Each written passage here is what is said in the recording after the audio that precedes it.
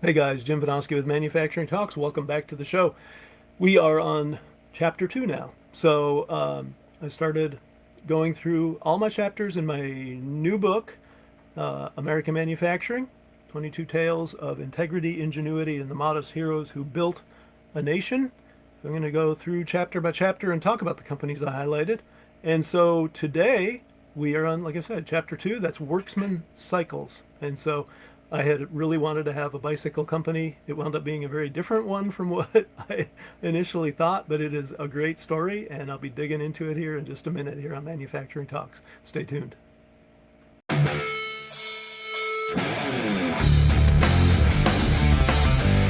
Welcome to Manufacturing Talks with Jim Vinoski. Industry has a million cool stories, and Jim talks to the movers and shakers who are making them happen. Let's dive in.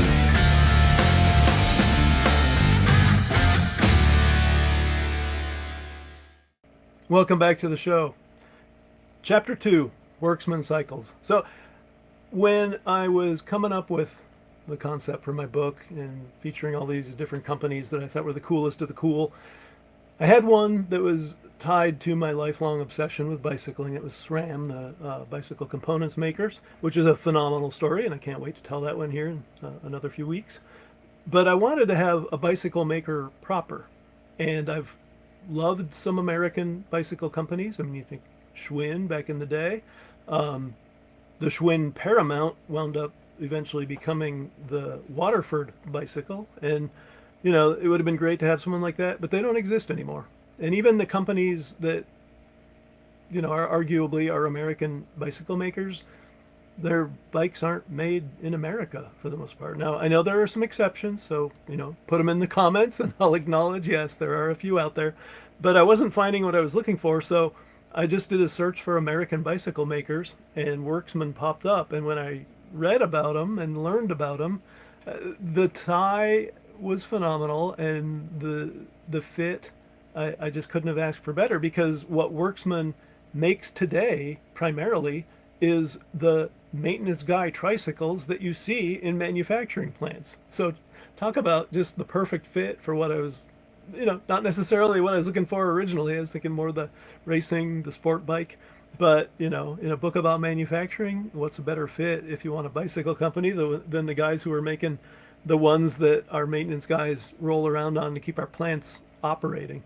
So that was fantastic. And then, like all my stories, it had to be cool. And I just love how it developed. And so Worksman was started by Morris Worksman in Manhattan back in 1898. He had a dry goods store. So you think about, more the hardware and housing goods versus groceries and all that. So dry goods shop in Manhattan. And as he would be there minding his store during the day, he'd see the buggies and the carts, hand carts and delivery carts go by. And he had also kind of been on again, off again, selling bicycles and mini bikes and things like that. They were really just getting to be a thing. Bicycles were still fairly new in the late 1800s. And he just had a brainstorm of doing some tinkering and coming up with something that would be useful for the people he saw outside his window. And so he came up with a delivery cart bicycle or tricycle.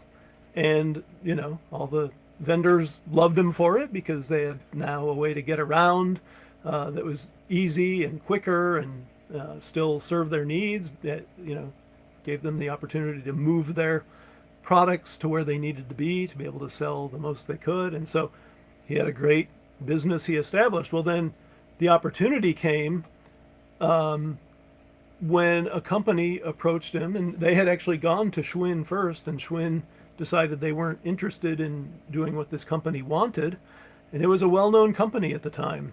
And it was called Good Humor Good Humor Ice Cream. And so you look there, that's what they came up with. The Good Humor Company needed that day's version of the ice cream truck. And so, back in the days before vehicles like that were really a thing. They came to Morris Worksman and said, here's what we need. Can you build it? Well, Morris went to meet with them, and he was a little nervous because he didn't speak very good English, and so he took his teenage son along with him, and they heard the pitch. And I mean, the good humor folks had seen his delivery carts and or delivery bicycles, and really wanted, not just wanted them, they wanted to roll those out across the whole country. This was a nationwide business, and they were very well established, and they wanted to be able to move their ice cream easily with Morris delivery bicycle or tricycle. And so Morris's son's like, oh yeah, we can do that. And they wind up leaving the meetings, and Morris turns to his son like, how are we going to deliver a nation's worth of tricycles? But they buckled down and worked with them and did it. And so that got them into kind of a bigger business, a nationwide business. Then World War II came along, and again, going to that theme of the manufacturing thing, obviously we were the arsenal of democracy, Freedom's Forge in World War II, built a whole bunch of new plants, revitalized a whole bunch of existing plants to be able to make war material not only for us, but for the entire Allied cause. And so as part of that, there was a lot of maintenance to be done as well, and that gave Morris and his company the opportunity to start making those maintenance tricycles I mentioned. And I just love, so Wayne, the company president I talked to, told me the story of how he visited a Lockheed plant some years ago, and just this enormous aerospace plant, and they carted him around in a motorized vehicle, but he was constantly seeing, as he toured the plant, his own maintenance tricycles cruising around and, helping the guys get the aircraft maintenance done, the machine maintenance done, all of that. And even he wound up talking to a high-ranking officer who told him, yeah, we couldn't run this plant without your tricycle. So obviously found a very good niche. Now, the other thing that's really cool to me about this story is they stayed in what they knew best. Now, businesses have decisions to make like that all the time. Do you stick with what's tried and true and try to grow from there, or do you add new avenues of sales, new products, new offerings? Worksman had the opportunity to go in a big way into something different. So they were approached, back in the late 20th century by Toys R Us, who wanted them to make kids' bikes for them. And they actually had a purchase order. They got a purchase order in hand, the executive who visited them. And he just, in fact, I think it might have been Wayne who did this. On his way home, just got thinking about it, like, what am I doing? This is going to take us in a completely different direction. And yeah, it's a big order, but how are we going to make any money on this? Their margins are super small. He wound up telling the company, the CEO, you know what, I got this order, but we're going to turn it down. And so they did not do that business. They stuck with what they were doing, and that paid off for them.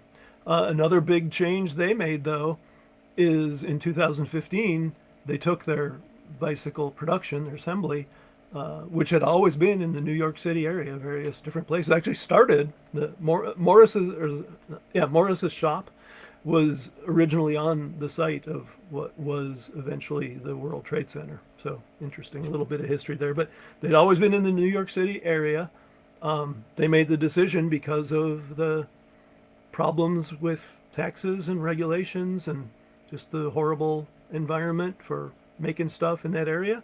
They moved their production to Conway, North Carolina. And so, that's a big change and obviously a huge cultural shift for them, but they got it done and still doing extremely well. And so today, I've mentioned it a couple of times, but that's what they make, is the kind of maintenance tricycle. They've got a variety of different offerings like that. They've got e-bike add-ons where you can power these tricycles. Beyond this, they also make tricycles for the average Joe or Jill. One thing that Wayne Sosa is especially proud of is they make purpose-built tricycles for special needs folks. And so it's, I talk a lot about the community involvement and the people focus that I really wanted to see out of all the companies I highlighted. And to hear Wayne talk about how proud he is at being able to truly change people's lives with what they offer for the special needs folks, it was really inspiring. And so that's the story of Worksman Cycles. They remain headquartered in the New York area. Again, their production's down south, but the company remains where they've always been in New York City, and no end in sight. So if you have some maintenance guys who need to get around better, or someone special needs who needs a mode of transportation like that, look them up. Worksman Cycles. I'll have the link to their website in the show description. That's it for now.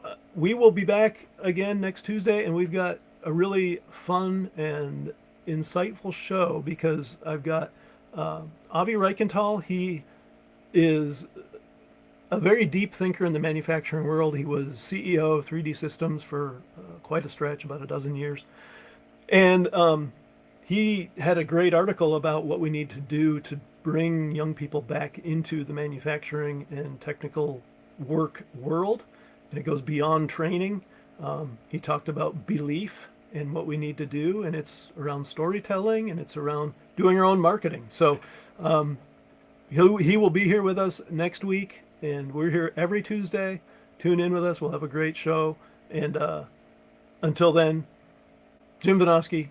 I've also got a link to my book, actually my website, where you can buy the book in a variety of different ways in the show description. So if you haven't gotten a copy of my book yet, please do. And of course, as always, love your comments on this episode. I want to hear what you think about Worksman Cycles. So throw them down in the comments section, and we'll be back next Tuesday.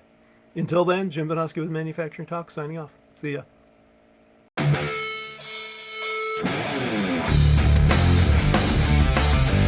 Thanks for tuning in to Manufacturing Talks with Jim Vinoski.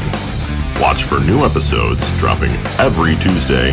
Don't forget to like, share, comment, and subscribe.